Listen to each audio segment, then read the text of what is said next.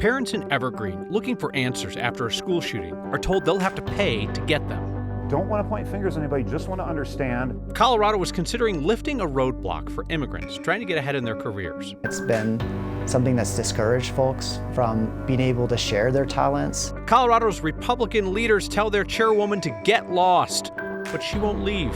And a guy with a big social media following and a plan to pick up litter accidentally starts something huge. It's really like community being formed right in front of our eyes. That's tonight on Next. You cannot put a price on closure, but parents of students that survived the Evergreen school shooting have been given the price it will cost to fully learn what happened. Families have been left to file open records requests, trying to see what investigators have learned but are not sharing. Our Mark Salinger has their story. As soon as I heard that first gunshot, I realized this wasn't just a drill and something was absolutely going on. Michael Farrell has questions that haven't been answered yet. You know, my questions focus mainly is really what led up to this for this particular child, and were there any types of warning signs in the months, weeks, even years leading up to it for this kid? Michael's son hid in the band room as a classmate fired a gun inside Evergreen High School last September.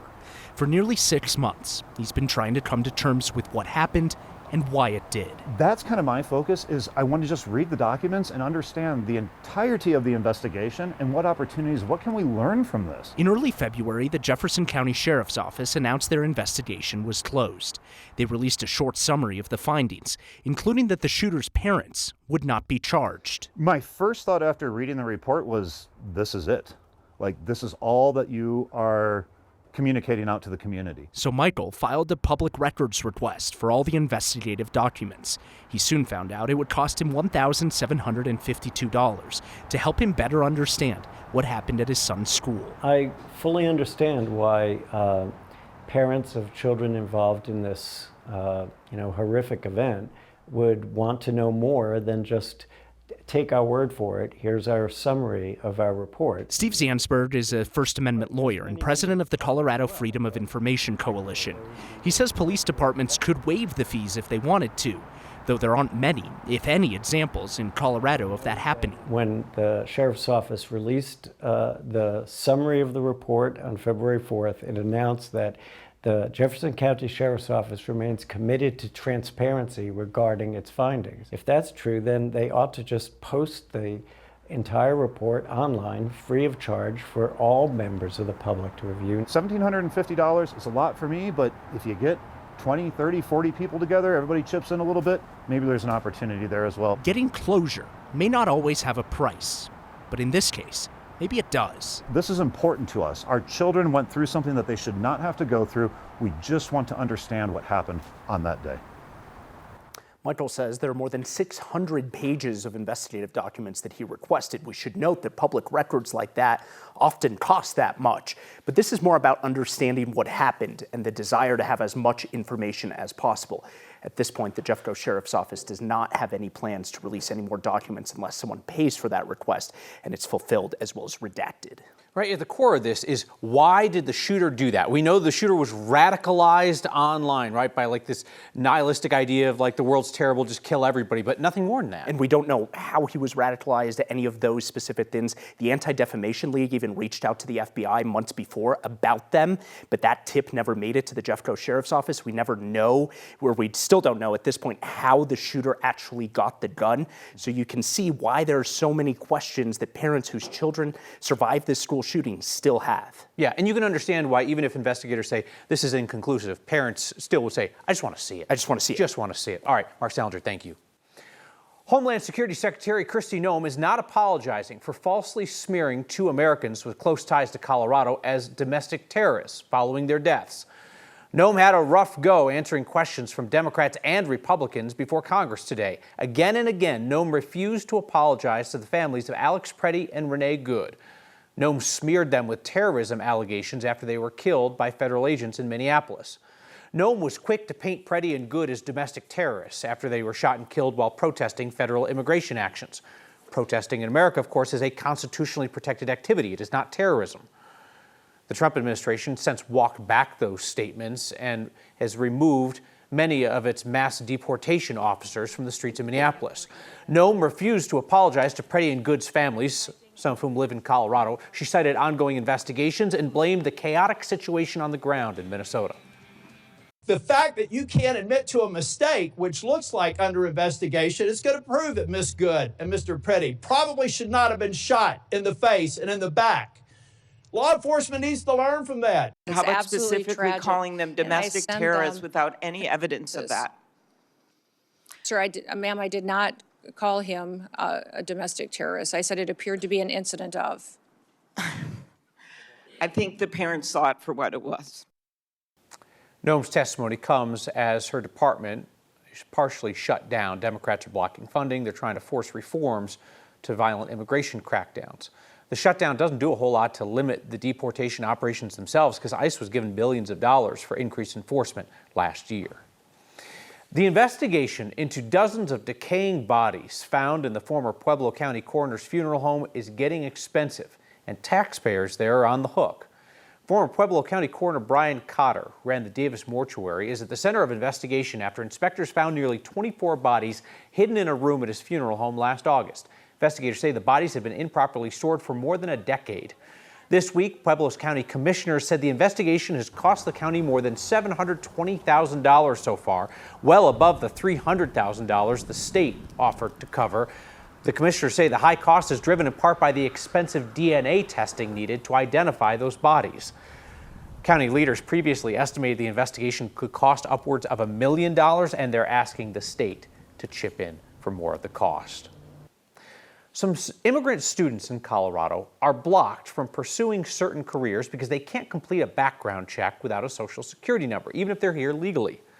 Our Angeline McCall looks at a potential fix. In the state capital, advocates want less barriers for undocumented students pursuing unpaid education or training opportunities. We believe that every Coloradan, regardless of their immigration status, should have opportunities to get back to our state. Right now, certain employers or organizations require a Social Security number for a background check. House Bill 1143 would allow someone to submit an ITIN, the number many immigrants use to pay taxes. Advocacy nonprofit Juntos Community worked with legislators on the bill. These undocumented students have been excluded from those opportunities, which makes it much harder for them to graduate, makes it harder for them to get real-world experience and to give their skills and their contributions back to our state. Joshua Stallings with Juntos says students are often left out, especially in fields suffering from shortages like nursing or within the medical field. And they can prove in so many other ways that they're, are safe, to be around, safe to be a vulnerable population. In a committee hearing last week, a rep for the Colorado Hospital Association said they want amendments issued. We support making sure that students have access to educational opportunities. However, we have to balance that with safety concerns for our patients and for our students. The association is asking for fingerprint identification rather than just using an ITIN. After the bill passed with enough votes from committee on Thursday, Colorado House Republicans posted that they oppose the bill, taking away valuable and highly desirable internships from Colorado residents. Stallings says if it's not changed, it will continue to exclude immigrant students, many of whom have already completed other educational requirements. But really what we heard from them, right, is that this barrier has been humiliating. It's been something that's discouraged folks from being able to share their talents. The bill passed committee on party lines. Some Republican committee members expressed concerns about the fingerprint process and how effective it would be in pulling information like criminal history. This bill also includes certain higher education opportunities as well as even volunteer ones. Kyle. All right, Angeline McCall, thank you. Colorado's Republican Party chair came in promising to heal divisions after former state GOP chair Dave Williams turned that state party into a dumpster fire rolling downhill. Well, not only has Chairwoman Britta Horn failed to slow the flaming trash receptacle's momentum, but it has now tipped, spilled, and its burning contents are flying in every direction. She came in pledging to unify the party at war with itself, with competing primary slates, poor fundraising, and internal accusations of people doing crimes. Fast forward a year to last night when 241 members of the GOP State Central Committee voted to condemn her leadership. Horn's critics say her leadership has just been more of the same. Expensive lawsuits against other Republicans, 2 vice chairs quitting, saying she's too difficult to work with. Horn says she's not going anywhere. Her opponents in the state GOP tried last night to cut off her spending authority and to end her lawsuits against fellow Republicans. Horn blocked both those votes. Spending the budget because you don't like me is not leadership. It's punishment. And it's not punishment directed at one person. It punishes the whole party. If I get run over by a bus tomorrow, the suspension will still be in place. It punishes candidates who are working tirelessly to win tough districts. That bus line was kind of chilling. So this is the time of year when political parties are supposed to be organizing their caucuses and their state assemblies to narrow down candidates ahead of June primaries. Colorado Republicans have said publicly they are worried that Horn's state GOP is so disorganized and so broke that those basic party functions may be in danger.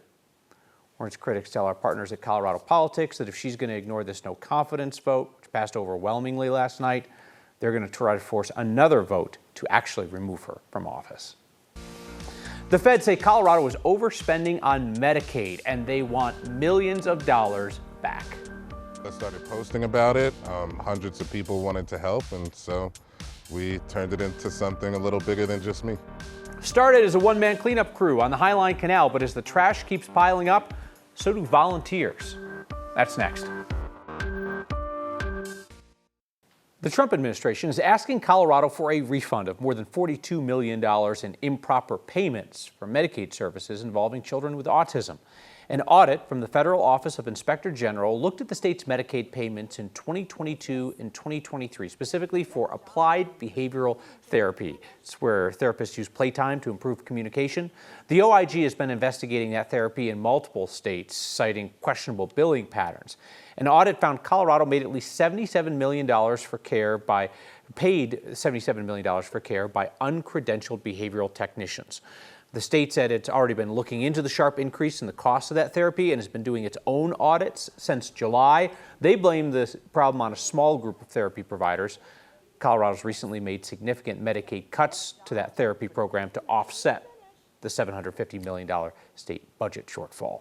The state agreed with most of the recommendations in this federal audit, including periodic statewide reviews of payments. They disagree, however, on the $42 million refund to the feds. The state wants detailed documentation to prove that number is accurate. Denver's Ruby Hill Rail Yard is closing for the season after the city's least snowy February on record. That tiny spot to get in at least a couple of turns in the city barely opened up this winter. Ruby Hill announced that they're closing for the season today, just a month after opening. The park's snowmaking equipment was no match for the warm winter we're having. So this year, Ruby Hill delayed its opening until February 1st and is now closing well before the typical mid-March shutdown. It's sad business. But man, Bianchi, when I heard the rain on the roof this morning, I was like, get it. Let's do this. You know, I've been honestly looking at Furbo cams, my dog, just laying in blankets all day, and I'm so jealous. It is that prime rainy day weather for us. We've had these clouds around, some light to moderate rain. It is our rainiest day in 42 days for us, and that includes snow equivalent, so snow, rain for us in 42 days. That is entirely a commentary on how dry it has been. We picked up slightly over 1/10 of an inch of rain. Again, whoop-de-doo. Normally we get that several times a month, but of course it's been so dry and so warm lately. Still seeing some showers, could get a bit more rain as we head over the next couple of hours, especially in the south and west sides of town. Seeing that snow over the Rampart Range and down through the wet mountains as well. I-70 corridor, mostly snow-free, but in the Denver area, seeing some rain showers, and we've had a few reports of some graupel, some rumbles of thunder around Parker, Elizabeth, Kiowa, and that snow may briefly, that rain may change over briefly to snow on the Palmer Divide around Monument Hill. So if you are driving over the gap, just keep in mind, could have some slick spots there over the gap over the next couple of hours.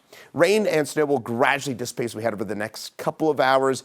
By about midnight, we'll be basically done with all the rain and snow, though we could have some patchy fog tomorrow morning, especially north and east of Denver, and then all that will go away, and it'll be a nice, warm, dry day for tomorrow. Back to our regularly scheduled 60-degree stuff that we've had since, I don't know what, October, September at this point. But so then on Friday, we could actually get, yes, snow for the first time since the second half of the AFC title game. We will finally get some measurable snow on the board for us on Friday, with perhaps an inch or two of slushy accumulation in the Denver area. He is a man on a mission to clean up all 71 miles of the Highline Canal. Thankfully, he didn't have to do it alone. Hey, a reminder, you can catch Next streaming each weeknight, 6 p.m. on 9 News Plus, and Next is a podcast for your ears. 71 miles long, Highline Canal is one of the longest trails in Colorado, but all that space comes with a big challenge. How do you keep it clean and pristine? Our Amy Hunter spoke with a couple of people using their sizable social media platforms to make a difference. It's an unfortunate sight found on most city trails. So this is from the bus stop. Trash. Lots and lots of trash. The Highline Canal is no exception. Work never stops. Rather than pass it by, Nelson Holland chose to get in the weeds. When I first started this, I just wanted to do the Highline Canal in its entirety. It's 71 miles, and I thought it would be cool to pick up a bag of trash for every mile that I do. He posted a video on his socials in December documenting his journey. Today is my official start date. Since then, his efforts have grown.